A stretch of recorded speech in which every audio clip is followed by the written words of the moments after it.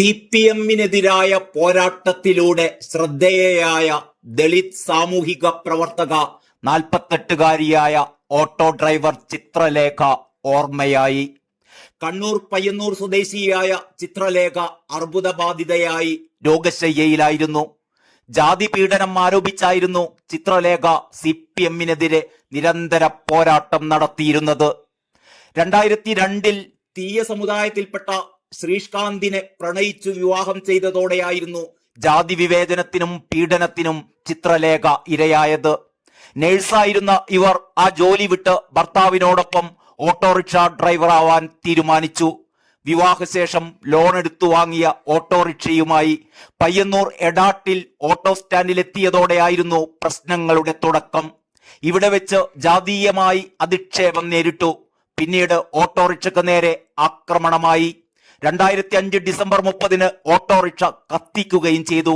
അന്നു മുതൽ CPM-നെതിരെ പരസ്യ യുദ്ധം പ്രഖ്യാപിച്ച് പോരടിക്കുകയായിരുന്നു ചിത്രലേഖ. ചിത്രലേഖയുടെ ജാതി വിവേചനത്തിനെതിരായ പോരാട്ടം ദേശീയ ശ്രദ്ധ നേടിയിരുന്നു.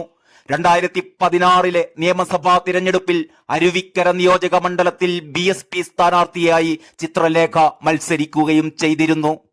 പയ്യന്നൂർ എടാട്ട് സ്വദേശിനിയായ ചിത്രലേഖ 2004-ലാണ് എടാട്ട് ഓട്ടോറിക്ഷ സ്റ്റാൻഡിൽ ഓട്ടോ ഓടിച്ചു തുടങ്ങിയത്. 2005-ലും 2023-ലും ചിത്രലേഖയുടെ ഓട്ടോറിക്ഷക്ക് തീയിട്ടത് വലിയ വാർത്തയായിരുന്നു. CPM-CITU പ്രവർത്തകരുടെ എതിർപ്പിനെ തുടർന്ന് ജോലി പലതവണ അവസാനിപ്പിക്കേണ്ടി വന്നു ചിത്രലേഖക്ക്.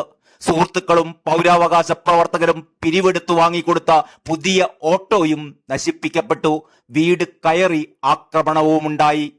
CPM ശക്തി കേന്ദ്രമായ എടാട്ട് താമസിക്കാനോ തൊഴിലെടുക്കാനോ കഴിയാത്ത സാഹചര്യത്തിൽ 2014-15-ൽ 4 മാസത്തോളം കണ്ണൂർ കളക്ടറേറ്റിന് മുൻപിൽ കുടിലുകെട്ടി ചിത്രലേഖ രാപ്പകൽ സമരം നടത്തിയിരുന്നു.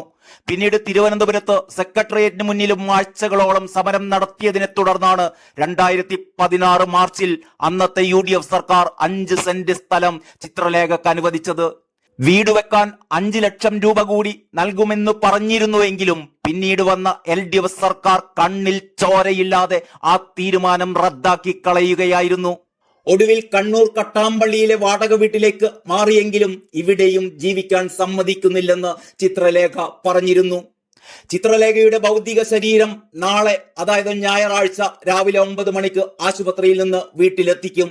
രാവിലെ 10 മണിക്ക് വീട്ടിൽ നിന്ന് ഭൗതിക ശരീരം 10:30 മണിയോടെ പയ്യാമ്പലം കടപ്പുറത്തേക്ക് കൊണ്ടുവരും. പയ്യാമ്പലം കടപ്പുറത്താണ് സംസ്കാര ചടങ്ങുകൾ നിശ്ചയിച്ചിട്ടുള്ളത്. മനു, മേഘ എന്നിവരാണ് ചിത്രലേഖയുടെ മക്കൾ.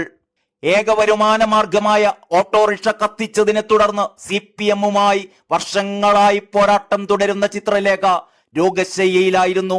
വീട്ടുമുറ്റത്ത് നിർത്തിയിട്ടിരുന്ന 2ാമത്തെ ഓട്ടോറിക്ഷയും കത്തിച്ചതിനെ തുടർന്ന് ഉപജീവനമാർഗം നിലച്ചതിനിടെ സന്നദ്ധ സംഘടനകൾ വഴി ലഭിച്ച പുതിയ ഓട്ടോറിക്ഷയുമായി നിരത്തിലിറങ്ങാനിരിക്കെയാണ് രോഗം ചിത്രലേഖയെ കൈപിടിച്ച് മരണത്തിലേക്ക് കൊണ്ടുപോയത്.